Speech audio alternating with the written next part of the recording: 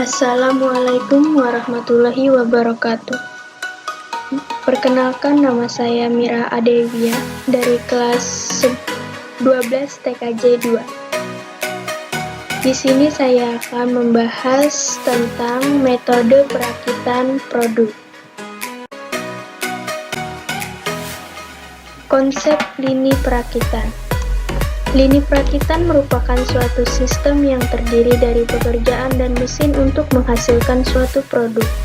Lini perakitan juga dapat dideskripsikan sebagai sebuah proses pemabrikan di mana bagian-bagian, biasanya yang memiliki suku cabang. Suatu produk dirakit dan digabungkan satu persatu dengan urutan tertentu hingga menjadi produk lengkap akhir.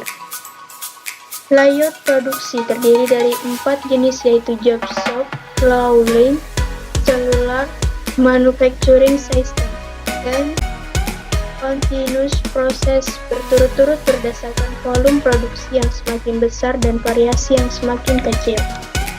Adapun dua permasalahan penting dalam penyeimbangan lini adalah penyeimbangan lini antar stasiun kerja, dan yang kedua menjaga kelangsungan produksi di dalam lini perakitan. Dan berikut adalah karakteristik dari permasalahan assembly line balancing. A. Ada sejumlah proses dalam lini perakitan dengan waktu proses masing-masing. B. Ada kendala keterdahuluan yang memaksa sebagian proses baru bisa dimulai setelah proses persyaratannya selesai. C. Bisa ada kendala tambahan seperti jumlah maksimum stasiun kerja atau kecepatan minimum lini perakitan. D. Tujuannya adalah pengelompokan proses-proses perakitan menjadi stasiun kerja tanpa melanggar kendala keterdahuluan demi tercapai efisiensi lini perakitan maksimum. Adapun keunggulan dan kelemahan dari tata letak berdasarkan produk. Keunggulan tata letak ini adalah: yang pertama, ongkos penanganan material lebih rendah. Kedua, pekerjaan pada setiap mesin terspesialisasi sehingga bisa disederhanakan dan dikerjakan oleh karyawan yang keterampilannya rendah dan murah. Ketiga, persediaan bahan setengah jadi rendah. Keempat, pengendalian produksi lebih sederhana karena variasi produk rendah dan aliran bahan sudah terdefinisi dengan jelas. Kelemahan tata letak produk, yaitu ketidakfleksibelan. Konsep lini dalam tata letak berorientasi produk. Yang pertama, lini perakitan, dan yang kedua, lini fabrikasi. Lini perakitan merupakan lini produksi di mana komponen akan difabrikasi melalui sekumpulan stasiun kerja yang biasanya terdiri dari tenaga kerja dan mesin. Lini fabrikasi merupakan lini produksi yang membuat komponen dan biasanya menggunakan mesin-mesin untuk membuat komponen tersebut. Metode perakitan. Yang pertama, metode perakitan yang dapat ditukar-tukar. Penjelasannya, pada metode ini bagian-bagian yang akan dirakit dapat ditukarkan satu sama lain, karena bagian tersebut dibuat oleh suatu pabrik secara massal dan sudah distandarkan baik menurut ISO, DIN, JIS, dan lain sebagainya. Keuntungan bila kita menggunakan bagian atau komponen yang telah distandarkan adalah waktu perakitan komponen yang lebih cepat, dan dalam penggantian komponen yang rusak dapat diganti dengan komponen yang sejenis yang ada di pasaran. Akan tetapi tetap mempunyai kerugian, yaitu kita harus membeli komponen tersebut dengan harga yang relatif lebih mahal. Selanjutnya, perakitan dengan pemilihan. Pada metode perakitan dengan metode pemilihan, komponen-komponennya juga dihasilkan dengan produksi massal yang pengukurannya tersendiri menurut batasan-batasan ukuran. Ketiga, perakitan secara individual. Dalam pengerjaannya tidak dapat kita pisahkan antara pasangan satu dengan pasangannya, karena dalam pengerjaannya harus berurutan tergantung bagian yang sebelumnya.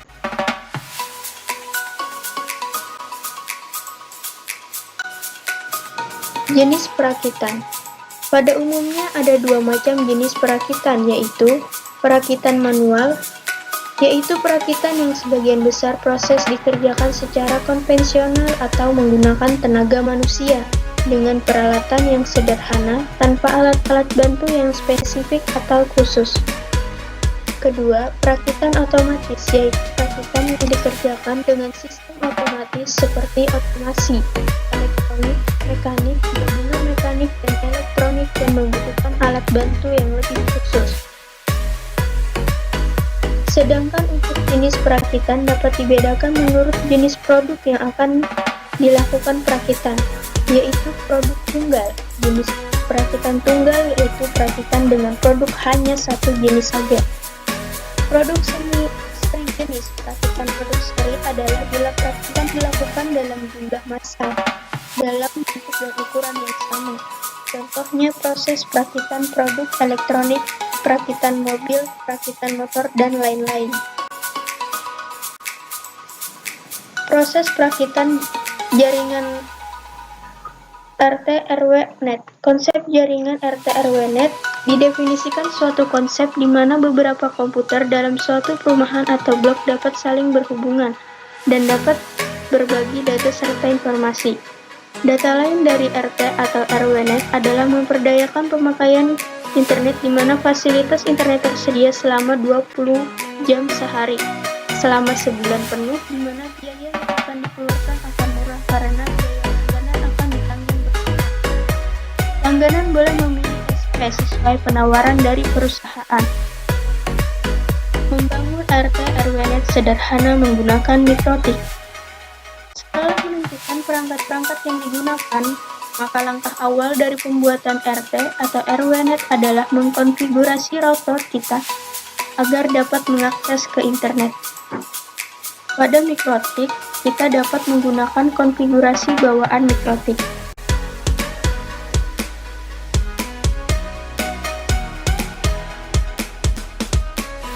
Untuk mengaktifkannya ada dua cara, yaitu hard reset. Biasanya dilakukan jika kita ingin menghapus konfigurasi pada mikrotik, tetapi kita tidak bisa mengakses mikrotik dengan Winbox. Cara melakukan hard reset adalah: pertama, pastikan router dalam keadaan mati. Kedua, tekan tombol reset dan tahan. 3. Nyalakan router tanpa melepas tombol reset. 4. Tahan selama kurang lebih 5 detik. Soft reset dilakukan jika kita bisa mengakses router menggunakan Winbox atau aplikasi remote lain. Cara melakukan soft reset: yang pertama, masuk ke menu Winbox, kemudian buka terminal. Kedua, ketik perintah system reset configuration, kemudian tekan enter. 3. Mikrotik atau reboot. Setelah melakukan reset, maka kita bisa memasang kabel internet pada edge 1. Selanjutnya, karena kita akan menggunakan saluran nirkabel untuk melakukan broadcast internet, maka kita perlu konfigurasi WLAN pada mikrotik. Cara melakukan konfigurasi WLAN: yang A, masuk menu Winbox. B, klik menu wireless, kemudian klik 2 kali pada WLAN 1. Yang ke C, setelah muncul Windows Interface, klik Security Profiles untuk memberikan password pada wireless kita sehingga tidak dapat diakses oleh sembarang orang. Kemudian klik tanda tambah dan isi kolom-kolom berikut. Nama diisi dengan security. Yang kedua, WPA pre-share key, diisi password yang akan kita pasang pada wifi kita. Kemudian isikan lagi pada kolom WPA2 pre-shared key. Yang kedua, klik tab wireless, kemudian klik tab interface, klik 2 kali WLAN 1 dan isikan configuration pada kolom-kolom berikut. Mode, AP, breadth, SSID, isikan dengan nama yang akan kalian gunakan sebagai nama RT atau RW-Net kalian. Security profile, pilih security profile yang telah kalian buat sebelumnya. Yang ke E, klik OK untuk menyimpan perubahan. Langkah berikutnya adalah memberikan IP address pada WLAN kita sehingga jaringan kita dapat diakses oleh klien. Cara konfigurasi IP address pada WLAN. Klik IP, kemudian klik address. Setelah Windows Address List muncul, klik tanda tambah untuk mengkonfigurasikan IP address pada WLAN. Pada kolom address, isikan alamat IP yang akan kita gunakan, misal 192.168.100.1/4. Kemudian pada interface pilih WLAN 1. Setelah itu klik OK untuk menyimpan konfigurasi. Selanjutnya, agar klien tidak berebut bandwidth internet, maka kita harus membuat aturan agar klien bisa mendapatkan bandwidth secara merata. Pada kesempatan ini, kita akan menggunakan fitur Simple QA pada MikroTik untuk melakukan pembagian bandwidth. Langkah konfigurasi adalah sebagai berikut. Buka Winbox dan klik QA pada menu kiri sehingga muncul Windows QA List. Kemudian kita akan setting QA parent sebagai kontrol bandwidth yang akan kita bagikan ke klien. Pada Simple QA tab klik tanda tambah, kemudian pada tab General isikan nama, target, dan maksimum limit upload dan download. Pada kolom max limit dapat kita isikan total bandwidth yang akan kita bagi ke klien. Untuk memberikan aturan ke klien, maka selanjutnya kita akan membuat child QA. Pada child QA, target address dapat kita tentukan dengan mengisikan IP address klien.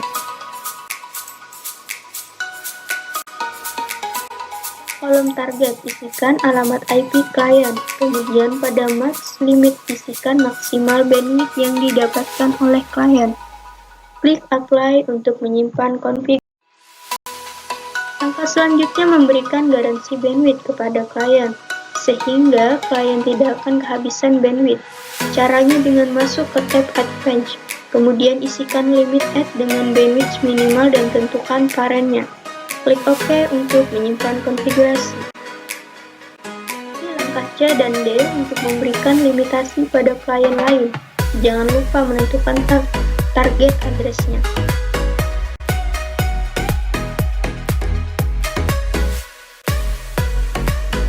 Line balancing didefinisikan sebagai suatu analisis yang mencoba melakukan suatu perhitungan keseimbangan hasil produksi dengan membagi beban antar proses secara seimbang, sehingga tidak ada proses yang idle akibat terlalu lama menunggu keluarnya produk dari proses yang sebelumnya. Line balancing merupakan penyeimbangan penugasan elemen-elemen kerja dari suatu lintasan perakitan ke stasiun kerja untuk meminimumkan banyaknya stasiun kerja dan meminimumkan total harga idle time pada semua stasiun kerja untuk tingkat output tertentu, sehingga memperoleh suatu arus produksi yang lancar dalam rangka mendapatkan utilisasi yang tinggi pada fasilitas, tenaga kerja, dan peralatan produksi. Berikut ini adalah pengertian keseimbangan lini menurut dua orang ahli berbeda. Yang pertama, keseimbangan menurut kesamaan keluaran atau hasil atau keseluruhan produksi pada setiap urutan lintasan produksi. Bufa Elwood 1983. Yang kedua, keseimbangan lini bertujuan untuk memperoleh suatu arus produksi yang lancar dalam rangka memperoleh utilitas yang tinggi atau fasilitas, tenaga kerja, dan peralatan melalui penyeimbangan waktu kerja antara stasiun kerja. Herjanto 1999.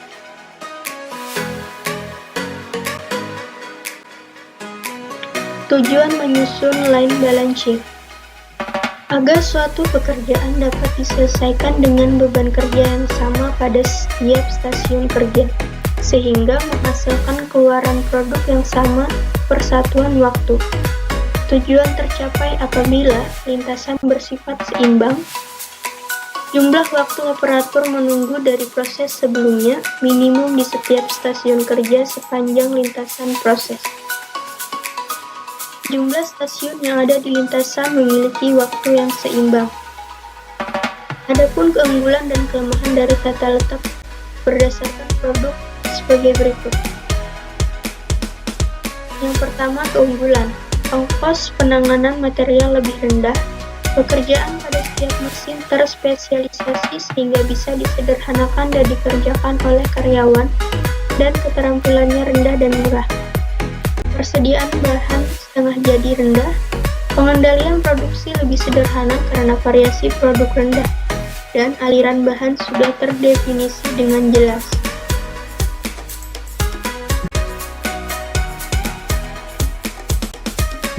Kelemahan tata produk. Ketidakfleksibelan. Pekerjaan yang membosankan bagi pekerja. Investasi mahal pada mesin-mesin khusus. Saling bergantungan antar mesin pada suatu lintasan yang sangat tinggi. Manfaat lines balancing. Yang pertama, meningkatkan efisiensi proses, menghindari waktu pada proses atau stasiun yang menganggur.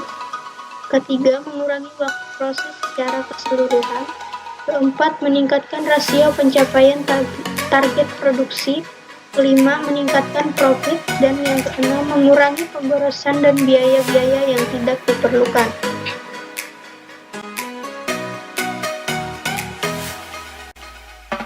Penggunaan lines balancing. Langkah-langkah yang diperlukan untuk menyeimbangkan lini produksi atau line balancing. Mengetahui take times setiap stasiun kerja. Rumus yang digunakan menghitung take time adalah T sama dengan TA per D, di mana T sama dengan take time, TA time available atau waktu kerja bersih yang tersedia, D demand atau permintaan pelanggan. B. Membuat rincian proses. C. Memahami waktu yang dibutuhkan pada setiap kegiatan proses.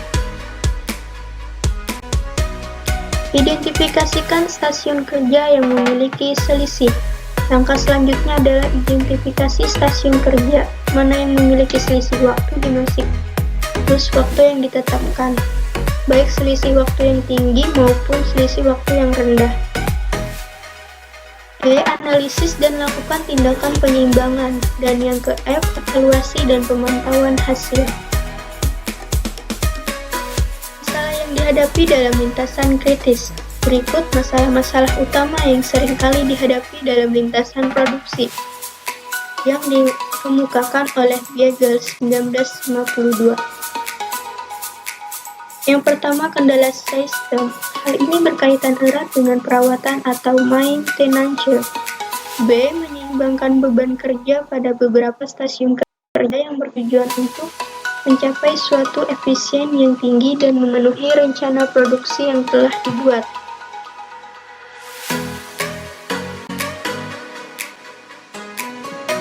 Adapun tanda-tanda ketidakseimbangan pada suatu lintasan produksi. Yang A. Stasiun kerja yang sibuk dan waktu yang menganggur, yang mencolok. Yang ke B. Adanya produk setengah jadi beberapa stasiun kerja. Buffa tahun 1987 mengemukakan bahwa untuk mencapai keseimbangan ini dapat dilakukan dengan cara penumpukan material, penggerakan operator, pemecahan elemen kerja, perbaikan operasi, dan perbaikan performasi operator. Berikut ini merupakan langkah-langkah pemecahan masalah pada lines balancing yang dijelaskan secara berurutan. Mengidentifikasi tugas-tugas individual atau aktivitas yang akan dilakukan. Mengidentifikasi waktu yang dibutuhkan. Menetapkan precedency constraints.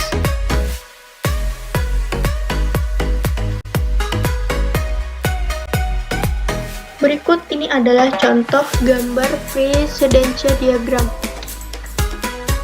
Pertama, menentukan output dari assembly line yang dibutuhkan. Kedua, menentukan waktu total yang tersedia untuk memproduksi output itu. Ketiga, menghitung cycle time yang dibutuhkan, misalnya waktu di antara penyelesaian produk yang dibutuhkan untuk menyelesaikan output yang diinginkan dalam batas toleransi dari waktu. Memberikan tugas-tugas kepada pekerja dan mesin. Menetapkan minimum banyaknya stasiun kerja. Menilai efektivitas dan efisiensi dari solusi. Mencari terobosan-terobosan untuk perbaikan proses terus-menerus. Metode pemecahan dalam lines balancing. Ada beberapa metode dalam pemecahan.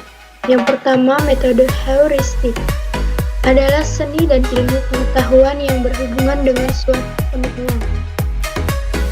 Kedua, metode analisis atau matematis.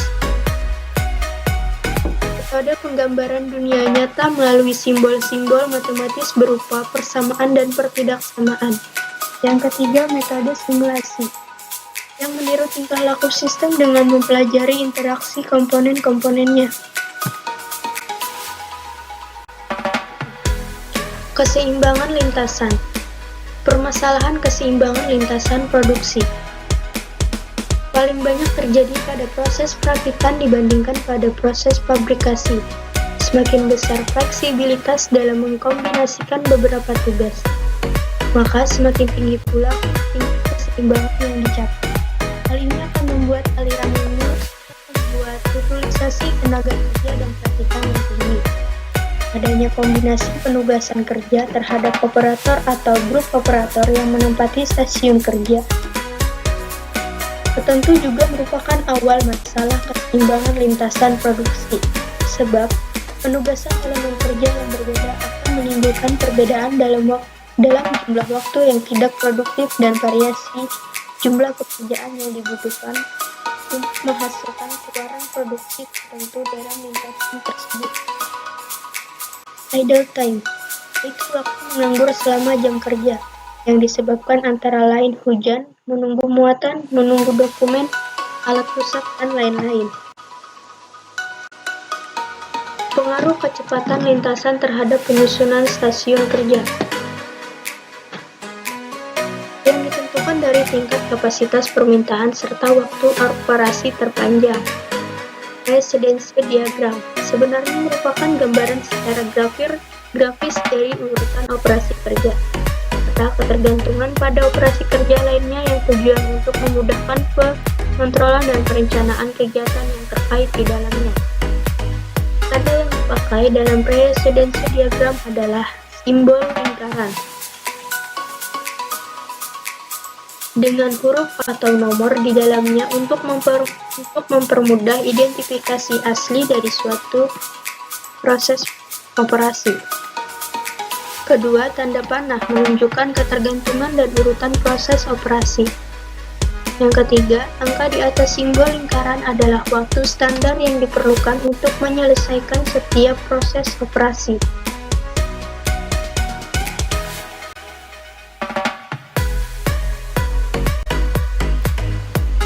Istilah-istilah dalam lines balancing.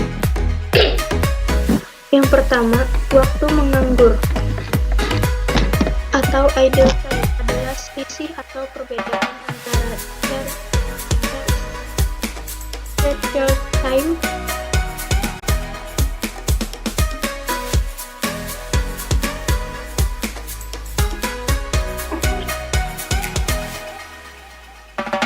dan stasiun time atau CT dikurangi ST.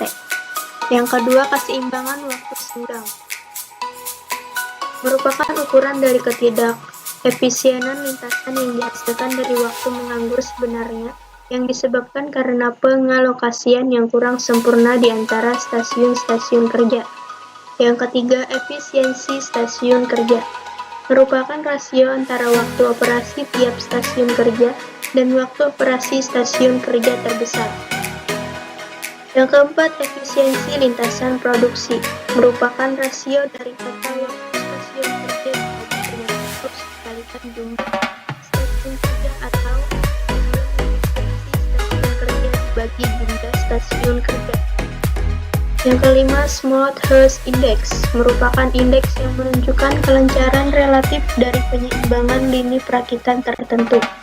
Yang keenam, Work Station merupakan tempat pada lini perakitan di mana proses perakitan dilakukan. Setelah menentukan interval waktu siklus, maka jumlah stasiun kerja yang efisien dapat ditetapkan dengan rumus.